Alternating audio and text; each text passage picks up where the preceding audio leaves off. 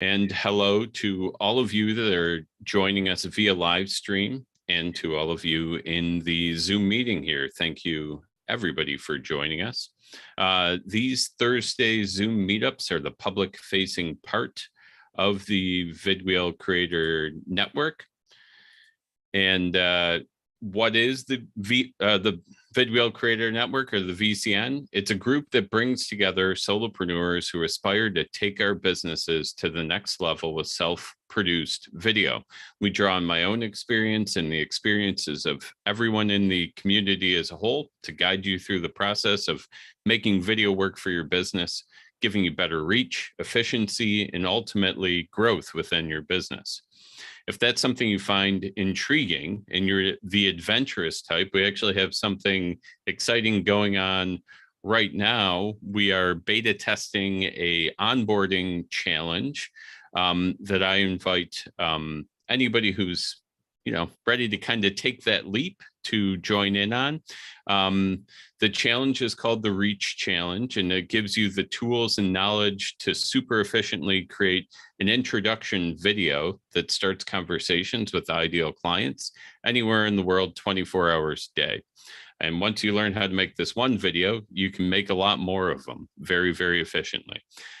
Beta testers get half off our membership dues, and that is in perpetuity. So if you jump in now and help kind of, figure this whole thing out, then, you can kind of benefit going forward. So if you're interested in that, book a meeting with the booking link that I will drop in chat for people in the meeting here. It's also in the live stream feed. And we can chat about it. We also have a nifty free resource page, which is in the live stream notes as well. This has a couple of freebie courses and other free video resources that can help you get started. And one last note to the folks who are watching via live stream. Live stream's a great preview of a vidwheel Creator Network Zoom meetup, but if you want to get the full experience, join us for the next meeting. And that meeting will continue Storytelling Month, and it's on Thursday, June 16th at noon Eastern. It features marketer Tim Fitzpatrick, and he's presenting how to create a compelling message to convert prospects into customers. Info for that event and the following events can be found at events.vidwheel.com, and you can find that link in the description as well. So with all that out of the way, let's get to the main event. Today, we're going to hear from data wrangler and general small business rock star, Barb Olsafsky. She will be presenting Hack Your Brand with strategic storytelling in your videos.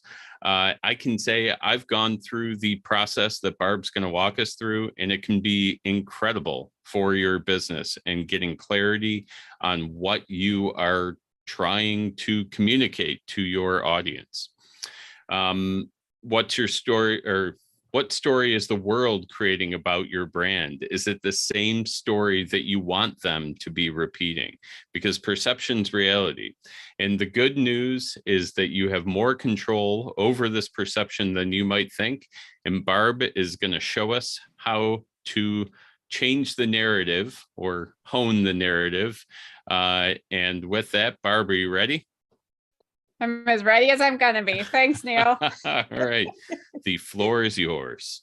All right, cool. So I'm going to go ahead and share my screen and get us started here. So let me just grab some of this stuff out of my own way. All right. So some general housekeeping. This presentation is for general information purposes only. It's a framework and there are no guarantee of results. For the most part, keep yourself muted, but if you've got a question, feel free to unmute and interrupt me and ask your question just whenever it strikes you. All right. So, oops. All right. So, no matter how clever or systematic we are, everything starts and ends with the data in people's heads. And what do I mean by that? I could just tell you, but since this is a video group, I thought I'd start out by showing you a couple of videos. These videos give the same content, but for very different brands. As you watch, try to reflect on your perception of the brand you're seeing. Think, who are they and what are they like? So here's video one. Oh, and if I didn't, hold on. I think I forgot to, awesome, because it's live, share my sound. And we're back. Don't you have a stop for that, Barb? Yeah, I do. All right, here we go. When we talk about using data as part of decision making, we're glossing over that part where we curate and interpret data to create information. Data is just bits of stuff we collect, and it's easy to collect a lot of it. It doesn't do anything for us, it's clues. We create information when we attach some meaning to data, and it's information that we use to explain things and make decisions. It's like reading the nutrition label on a cereal box. You look at data, like how much sugar and fiber that cereal contains, and interpret that in the context of your nutrition goals to decide whether that's a healthy choice for you. When it comes to your data, what context are you using to determine what to pay attention to and what that's supposed to mean? And how does that impact your decision making? Drop a comment below and let's discuss. Okay, so right now, I want you to take just a couple seconds to write down 1 or 2 words or phrases that you think describe that first video's brand, and just quick impressions. Don't try to think about it too much. And I'm going to play video 2.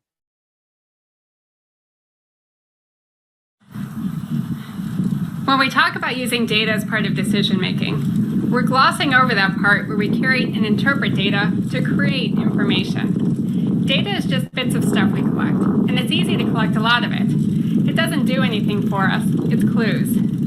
We create information when we attach some meaning to data, and it's information that we use to explain things and make decisions.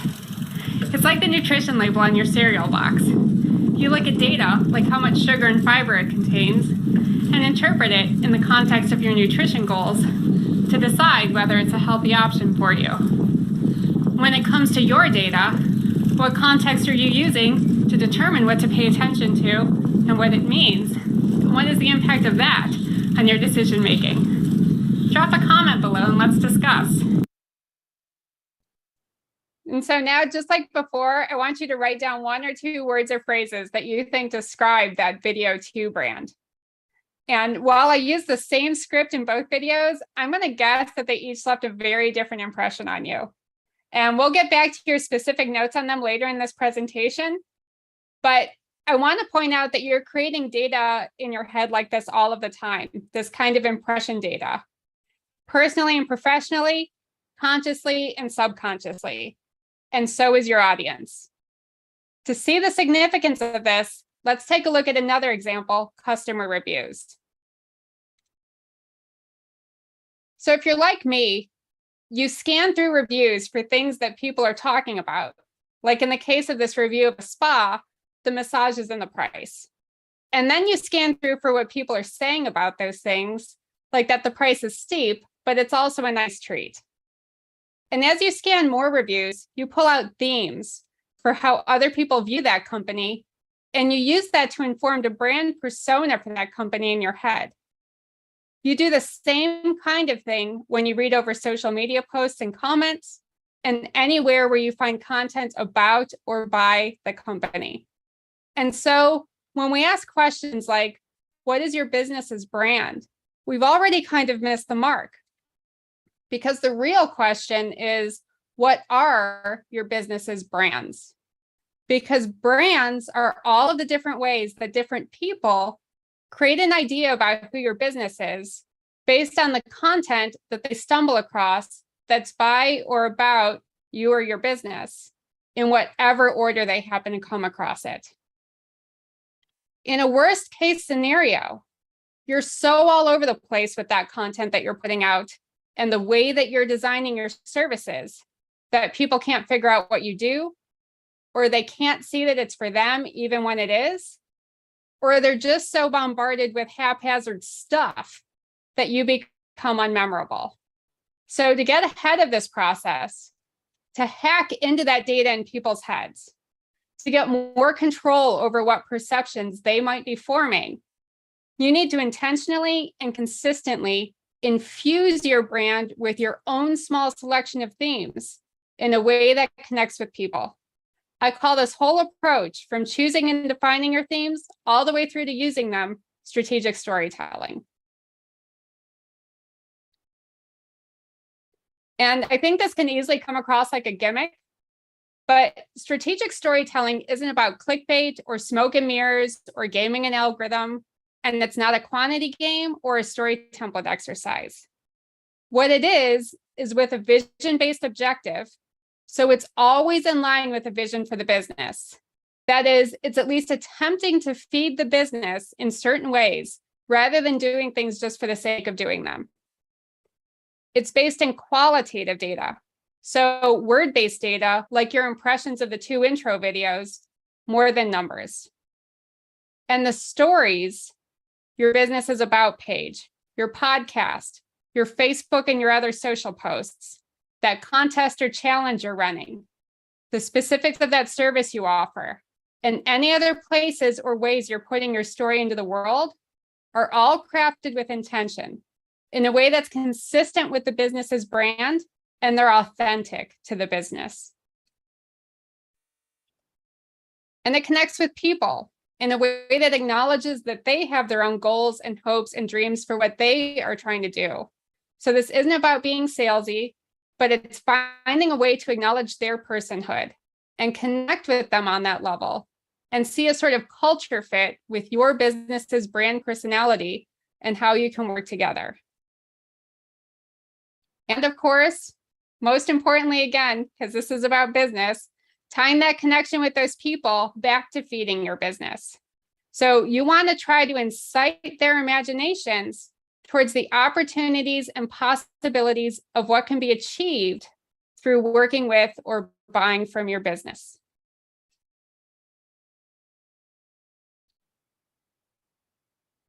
So I'm not going to delve into the full process of strategic storytelling in this talk, because the main focus here today is application to video. If you're interested, I do have an online course for this that you can work through at your own pace. I've got the link for that in the chat. I know that Neil's probably going to put that up in the description at some point. I can also work with you on that one-to-one. But the gist, and we're going to cover this and we're still going to practice it, the gist is that you'll create a short checklist of themes, or what I usually call key concepts that underlie the business brand.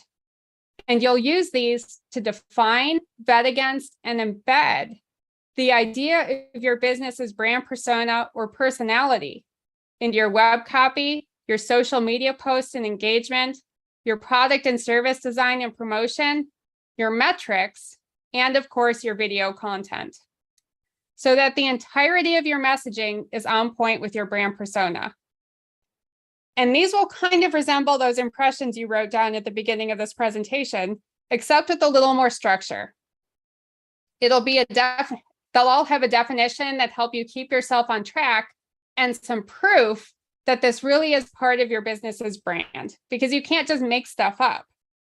But when you follow the full process, the checklist themes are authentic because of how you've identified the themes, and they're easy to apply because you've built them up like a checklist of data for you to infuse into the brand for people to uncover. It's an instance of something that I call mindful but thoughtless, something that you've really, really thought out. So it's mindful, but you set it up in a way where, like, your SOP is now more thoughtless. You don't have to constantly be making those decisions the whole time, right? So when you do this, when these themes or these key concepts are more consistently out in the world, then regardless of the order in which people find your content, what you've done is increase the likelihood of their chances of uncovering those concepts in your business and associating them with your business. So that's why it can't be a guarantee, right? It's just an increase of likelihood because of your own consistency. But I think even more importantly, you'll find yourself speaking along these lines too, because you've thought it out in this checklist kind of way. And that increases your own consistency and your ability to deliver your message, even when you're doing an off-the-cuff talking head video.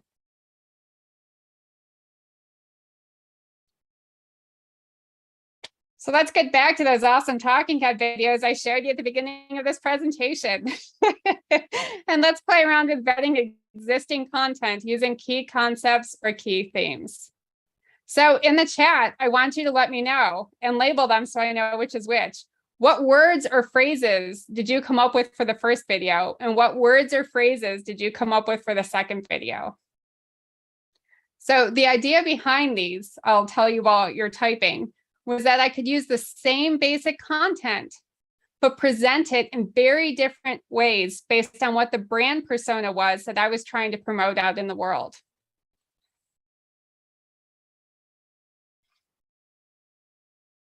Okay, so the first one, like an instructor expert, professional, instructional.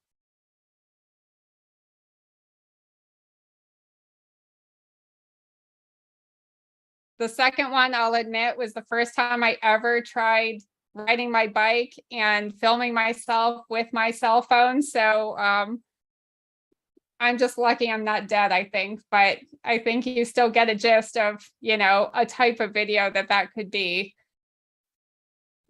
Anything for the second one? Why the bike? Bad audio. More personable, knowledgeable, but distracted. Yeah. So all sorts of good stuff. Yeah. First one was more educator. The second was more health oriented. Awesome. Professional versus casual. Yes.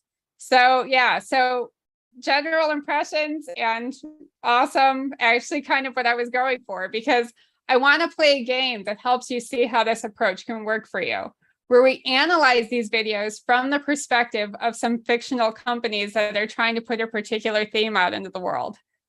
And as you play, I want you to go ahead and critique based on imagery, phrasing, format, the terrible sound, whatever you want, because these are all part of the things that people might notice when they're creating that data in their heads, that initial impression data. So let's start with a nutrition or lifestyle company, with one of their key concepts being healthy lifestyle. So I think I already know the answer from your answers, but does one of these videos work better for that company than the other, and why? And go ahead and unmute yourself. This can just be a free-for-all from here on out.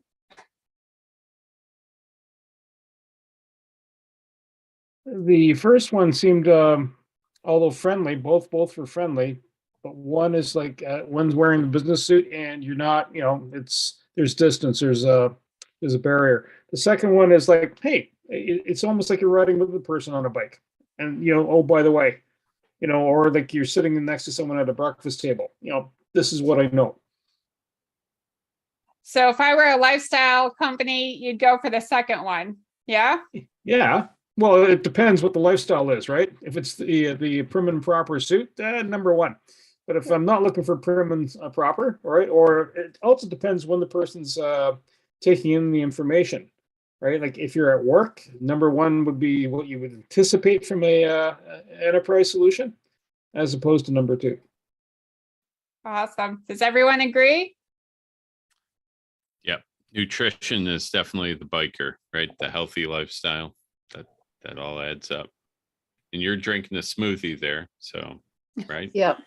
Yeah, I agree that the second one is more the health Still good. style, and first one is more, gives the impression of more expertise. In fact, with the second one, it seemed to me that the words and the video didn't go together, so I kind of stopped listening. All right. So there, in under a minute, I lost you. Yeah. All right, fantastic. I bet I would have lost you even sooner if you had seen the running version I thought I was going to do when I first came up with this idea, but oof, too much, too far. All right, so cool. So now let's think about a data science company. And that's a little more focused on things like artificial intelligence and math than my company necessarily is, right? So even though we're doing data here, this would be a different level of that. And let's pretend that one of their key concepts is expertise. So again, does one of these videos work better for that company than the other, and why? And I think you've already kind of answered this, but go ahead, throw something out there.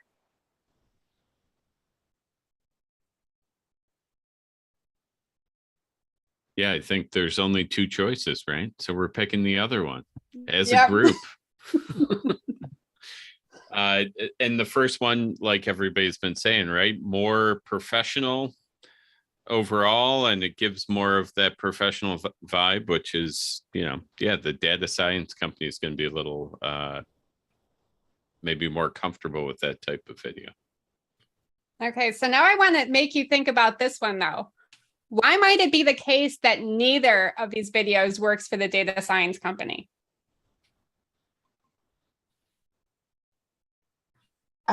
I'm going to go out and say your graphics don't look as professional as a data company would look. They look too cartoony for what I would, think a data company would have. Yeah, totally. Yeah, I find it aesthetically pleasing. These are my brand colors. I love them. But yeah, if I were an artificial intelligence company or something more specifically sciencey, I would not use them. Anything else?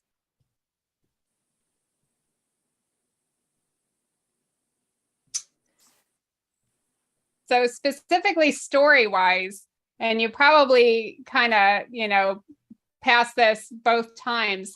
I gave the example of using the nutrition label on a cereal box and using that data. And I would say probably that kind of example is a little too everyday and accessible for what I would expect a data science company to bring out for establishing their expertise, right?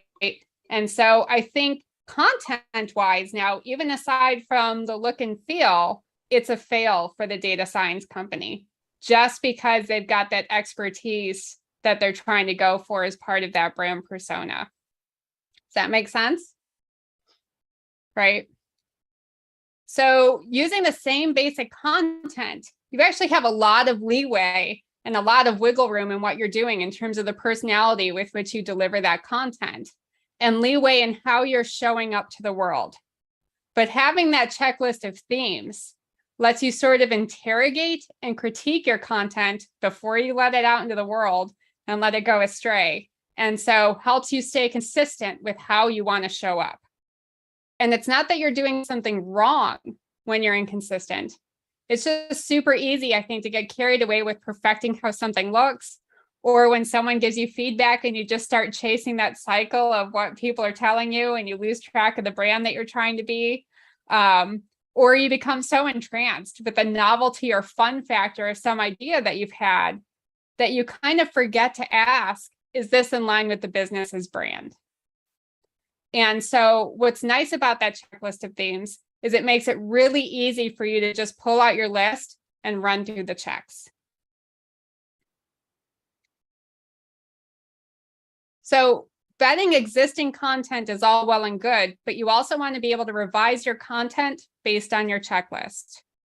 So, and that's what we're going to try to do here quickly with podcast questions for an interview style podcast. If you don't have one right now, I know some of you in the audience are thinking of starting one. So yay, this is for you, right?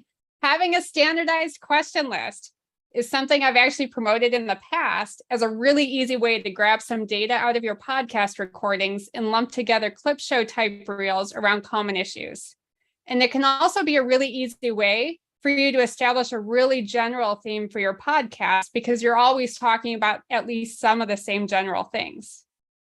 And even if you're not standardizing to that extent, a lot of podcasters tend to go in with at least some questions written down. So however you approach that, that's fine, right? And you can still use your strategic storytelling checklist to vet and revise your questions, including just sort of getting into the habit of asking questions in a certain way. So let's say you have a podcast focused on interviewing successful people, whatever you think that means. And you want to uncover lessons learned that might help other people be successful too. And motivate your listeners to take that next step towards their own successes. And somewhere in the episode, you have this question planned that will read something like, what are some of the things that prevented you from achieving success sooner? Now, it's a pretty open-ended question. And I know, like, when I talk about surveys, I talk about writing your open-ended questions in such a way that scopes it more tightly to elicit the type of response that you want, right? So not necessarily a specific response, but a type of response that you want. And so here, what you want is one that's about transferable lessons learned and one that's motivational. So I don't think that this quite hits the mark, because this is kind of a more negative Nelly kind of question, things that prevented you from achieving it sooner. But we want something that's very positive, that motivates people to make a change, that motivates people to hear a lesson learned that they can transfer on. How might we rephrase this question to be more in line with those key concepts?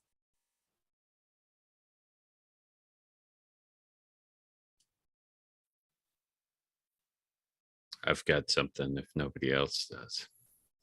So would you use the word challenge? Like, you say, did you encounter challenges that you overcame?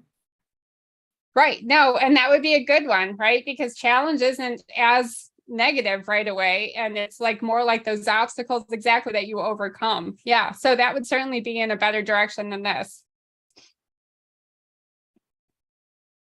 What about what are some of the things you have done to change your mindset so that you are now successful compared to before? It should be probably more abbreviated than that, but I would insert that word, or rather phrase, mindset. What have you done that's changed your mindset that has helped you to be more successful?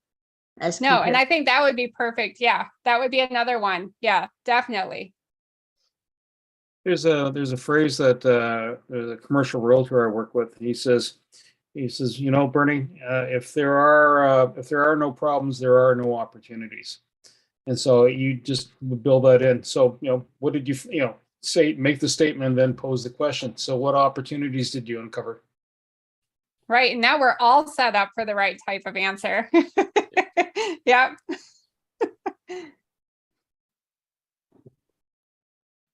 Any other ones? I was just going to speak to positivity like everybody is, right? Prevented, you turn around. Bernie's already said opportunities. Mindset's a good thing to touch. You could, use words like that if you want to lead them down the right path, right? You use the word mindset and they're going to answer with mindset answer. If you use, other language, then you'll get some of that.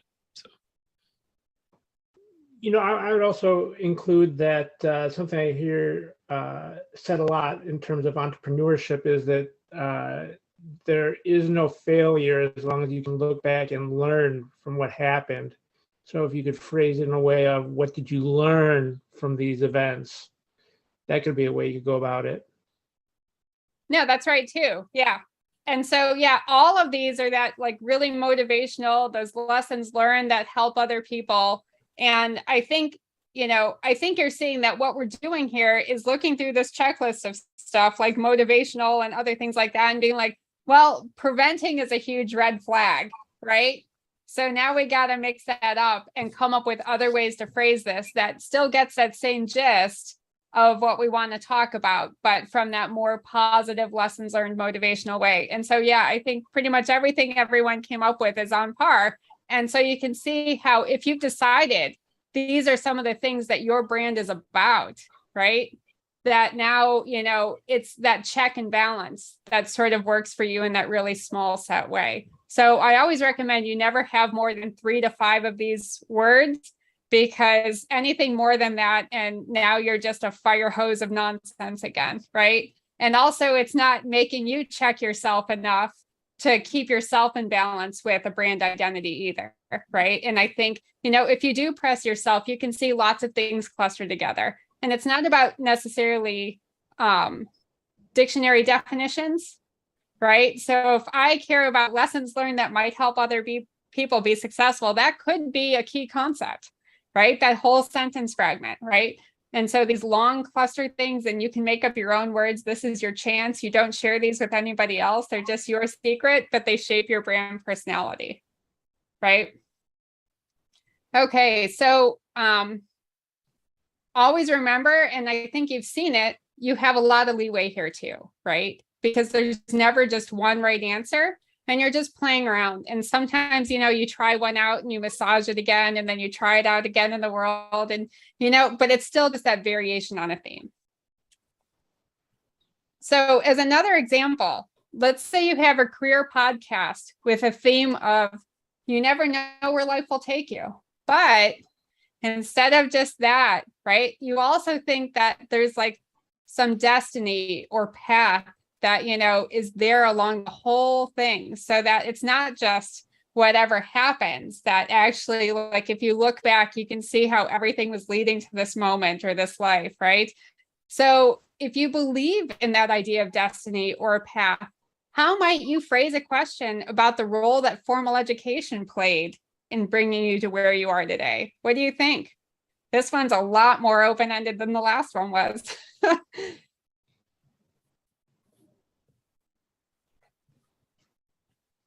Maybe you'd start off the question with,